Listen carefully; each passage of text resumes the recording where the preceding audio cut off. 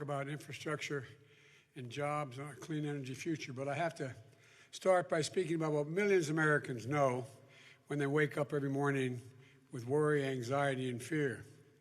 We're still a country in crisis. The pandemic has affected more than 3 million Americans. It has cost more than 135,000 lives in climbing, and it shows no signs of slowing down. In just the last few days, 19 states have reported record cases, including Florida, which saw more than 15,000 new cases in a single day. Hospitalizations and deaths, two of the most concerning indicators of Trump's failed response, are already unacceptably high, and they are rising. It's gotten bad enough that even Donald Trump finally decided to wear a mask in public. I'm glad he made the shift, but Mr. President, it's not enough. We won't be able to turn the corner and get American people back to work safely without presidential leadership. Mr. President, open everything now isn't a strategy for success. It's barely a slogan. Quit pushing the false choice between protecting our health and protecting our economy. All it does is endanger our recovery on both fronts. Mr. President, please listen to your public health experts instead of denigrating them. Do your job, Mr. President, because if we can't deal with the public health crisis, we can't deal with the economic crisis or deal with almost 18 million Americans who are out of work and the incredible pain inflicted on small businesses and communities of color. We can't deal with a climate crisis that could cost us and cast us into an even darker and more permanent shadow that would loom over the country and the world for a long time. And we won't be able to do what Americans have always done, come back stronger than ever before with the grit, toughness, and resilience that characterizes who we are. That's what I want to talk about today. Last week, I shared the outlines of my plan to build back better, a bold plan to build an economy of the future, not an economy of the past. And the first plank of that plan rejects the defeatist view that automation and globalization mean we can't ensure our future is made in America with American paying, good paying union jobs here at home, making it in America. We clearly can. Today, I'm here in Wilmington to talk about a second plank, how we can create millions of high-paying union jobs by building a modern infrastructure and a clean energy future. These are the most critical investments we can make for the long-term health and vitality of both the American economy and the physical health and safety of the American people.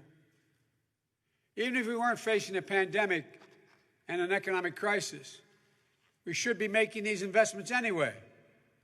1 in 5 miles of our highways are still in, quote, poor condition, according to the American engineers. Tens of thousands of bridges are in disrepair and some on the verge of collapse, presenting a clear and present danger to people's lives. Tens of millions of Americans lack access to high-speed broadband. To get our people to work and our kids to school safely, to get our kids to market swiftly, to power a clean energy revolution in this country, we need to modernize America's infrastructure. Despite this overwhelming need, this president and the Republican Congress have simply failed to act. There's no other way of saying it. To continue to break the promises they've made to the American people. Donald Trump promised a big infrastructure bill when he ran in 2016. He promised it again in 2017, and then in 2018, and again in 2019. And now he's promising one again. Seems like every few weeks, when he needs a distraction from the latest charges of corruption in his staff or the conviction of high-ranking members of administration and political apparatus, the White House announces, quote, it's Infrastructure Week. How many times have you heard him say that? But he's never delivered. He's never really even tried. Well, I know how to get it done. In 2009, President Obama and I inherited an economy in free fall, and we prevented another Great Depression. We enacted the largest infrastructure plan since President Eisenhower's interstate highway system, not only creating good-paying jobs, but improving the safety and security of people on our roads. We made the largest investment in clean energy in history of the United States of America, $90 billion. And it put us on a path toward a thriving, clean energy economy, powering new economic growth and reducing energy costs. Here we are now with an economy in crisis, but with an incredible opportunity, not just to build back to where we were before, but better, stronger, more resilient, and more prepared for the challenges that lie ahead. And there's no more consequential challenge that we must meet in the next decade than the onrushing climate crisis. Left unchecked, it is literally an existential threat to the health of our planet and to our very survival. That's not up for dispute, Mr. President. When Donald Trump thinks about climate change, the only word he can muster is hoax. When I think about climate change, the word I think of is jobs. Good paying, union jobs that have put Americans to work, making the air cleaner for our kids to breathe, restoring our crumbling roads and bridges and ports, making it faster, cheaper, and cleaner to transport American-made goods all across the country and around the world. Jobs. Jobs to build and install a network of 500,000 charging stations along our existing and new highways that we've built across this country, which not only will help America and the American automobile industry lead the world in manufacturing with electric vehicles, it will also save Americans billions of dollars over time in the cost of gasoline for their vehicles. Jobs that lay the lines for the second great railroad revolution, which will not only slash pollution, will slash commute times and open up investment in areas connected to metropolitan centers for the first time. When Donald Trump thinks about renewable energy, he sees windmills somehow causing cancer. When I think about these windmills, I see American manufacturing, American workers racing to dominate the global market. I see the steel that will be needed for those windmill platforms, towers, and ladders that can be made in small manufacturers like the McGregor Industries. I was up in Scranton last week. I see the union-trained and certified men and women who will manufacture and install it all. I see the ports that will come back to life, the longshoremen, the shipbuilders, the communities they support. When Donald Trump talks about improving efficiency by retrofitting lighting systems with LED bulbs, remember what he said? He said he doesn't like LED because, quote, the light's no good. I always look orange, end of quote. The light's no good. I always look orange. When I think about energy retrofitting for lighting, I see the incredible projects like the one right here in the Chase Center. I see small businesses like Preferred Electric that design and install award-winning energy conservation measures, reduce consumption of electricity, and save businesses hundreds of thousands of dollars in energy costs per year. I see master electricians and union workers who went through union apprenticeships, who start off good wages and quality benefits that only grow from there. These investments are a win-win-win for this country, creating jobs, cutting energy costs, protecting our climate. That's why today I'm releasing my plan to mobilize millions of jobs by building sustainable infrastructure and an equitable clean energy future. In my first 4 years, we're going to give 4 million buildings all across this country the same energy makeover that you get here at Chase, the Chase Center.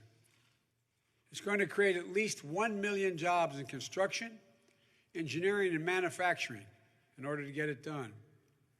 It's going to make the places where we work, we live, we learn, healthier, improving indoor air quality and water quality. It's going to save tens of billions of dollars in energy cost over time. That's all real. We're not just going to focus on commercial spaces, though.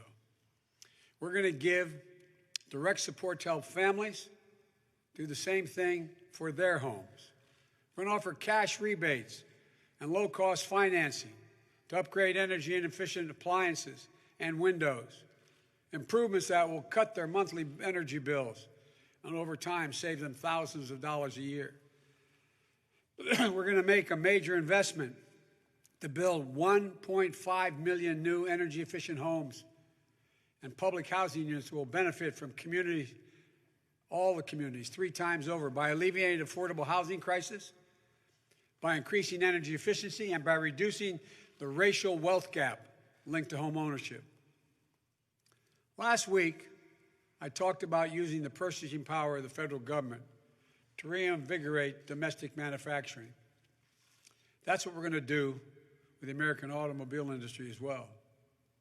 The United States owns and maintains an enormous fleet of vehicles. And we're going to convert these government fleets to electric vehicles, made and sourced right here in the United States of America, with the government providing the demand and the grants to retool factories that are struggling to compete. The U.S. auto industry and its deep bench of suppliers will step up, expanding capacity so that the United States, not China, leads the world in clean vehicle production.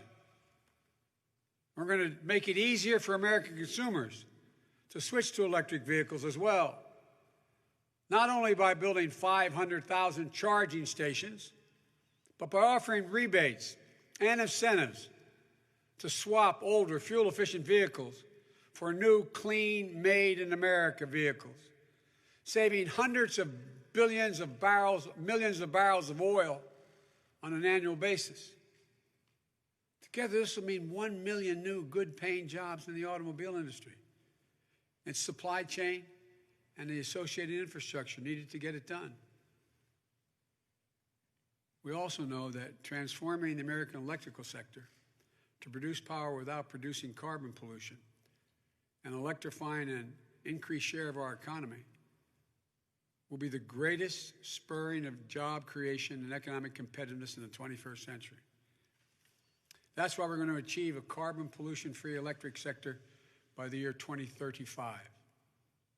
We need to get to work on it right away. We'll need the scientists at the national labs, the land-grant universities, the HBCUs, to improve and innovate technologies needed to generate, store, and transmit this clean energy. We need the engineers to design them, the workers to manufacture them. We need iron workers and welders to install them. We'll become the world's largest exporter of these technologies, creating even more jobs. We know how to do this. Our administration rescued the auto industry and helped it retool, made solar energy the same cost as traditional energy, weatherized more than 1 million homes, and we'll do it again, but this time bigger and faster and smarter. And as we do this work, we need to be mindful of the historical wrongs and the damage that American industries have done in the 20th century, inflicting environmental harm on the poor and vulnerable communities, so often black and brown and Native American communities. Polluted air, polluted water, toxins raining down from communities that bore the environmental and health burdens but shared none of the profits. Growing up breathing that in every day, it's poison. And it's partly why there are such incredible rates of childhood asthma in black and brown communities. Why black Americans are almost 3 times more likely to die of asthma-related causes than white Americans. It's Cancer Alley in St. James Parish in Louisiana. That's the cancer-causing clusters along Route 9 right here in Delaware. And that's why today I'm also releasing the State of the Environment Justice policies that build on my existing plan. This is an area of incredible opportunity for economic growth for our country, but we have to make sure that the first people who benefit from this are the people who were most basically hurt by it historically in the last century by the structural disparities that exist.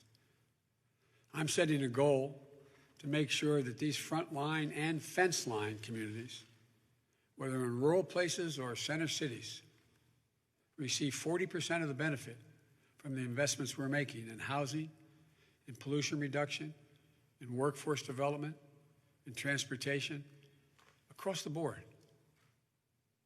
We're also going to create jobs for people by cleaning up the environmental hazards that have now been abandoned. You saw the front page of the Times 2 days ago. All these places that are going bankrupt, except for the benefit that's going millions and millions of dollars going to the CEOs.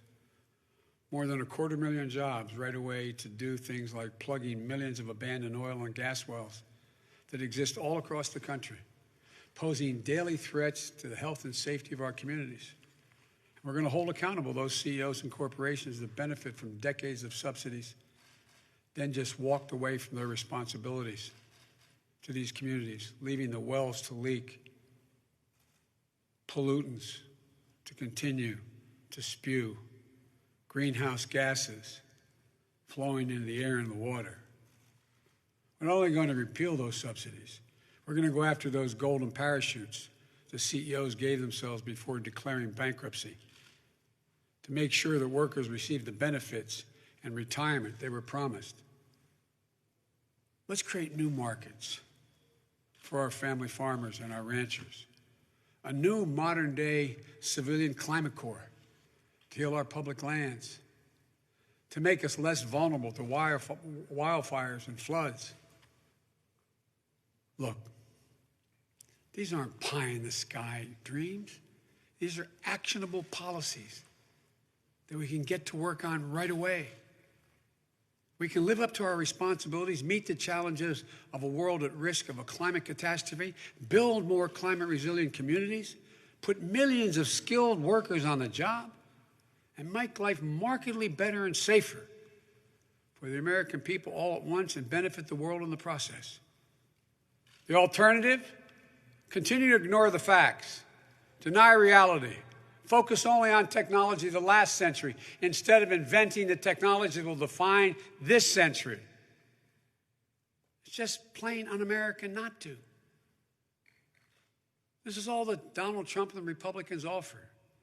Backward-looking policies that will harm the environment, make communities less healthy, hold back economic promise, while other countries race ahead. It's a mindset that doesn't have any faith in the capacity of the American people to compete, to innovate, and to win. It's never been a good bet to bet against the American people. And when you do, it will exact a deadly cost. I know better. I know you do as well. I know what the American people are capable of. I know what American workers can accomplish when given the room to run.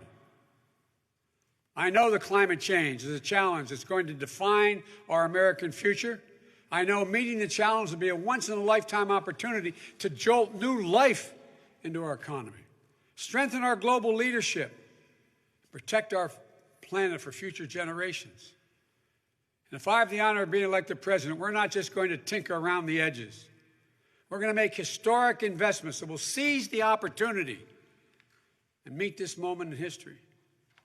We're going to get to work delivering results right away on day one. We're going to reverse Trump's rollbacks of 100 public health and environmental rules, and then forge a path to greater ambition. We're going to get back into the Paris Agreement, back into the business of leading the world. We're going to lock in progress that no future president can roll back or undercut to take us backward again. Science requires a timetable for measuring progress on climate that isn't 3 decades or even 2. Science tells us we have 9 years before the damage is irreversible. So my timetable results is in my first 4 years as president. The jobs we'll create, the investments we'll make, and the irreversible steps we'll take to mitigate and adapt to the climate change and put our nation on the road to net zero emissions no later than 2050. So let's not waste any more time. Let's get to work now. Now. Thank you. Mr. Vice President, time for a few questions.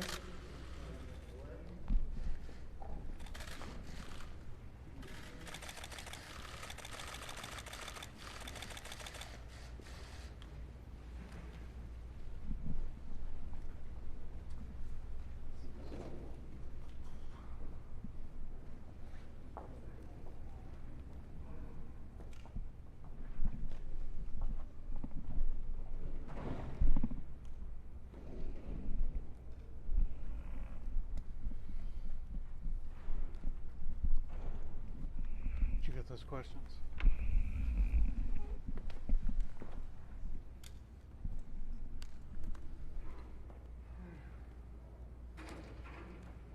Is that it? There's not like an encore kind of thing where they're gonna like surprise us? That's it. We just sit in silence now.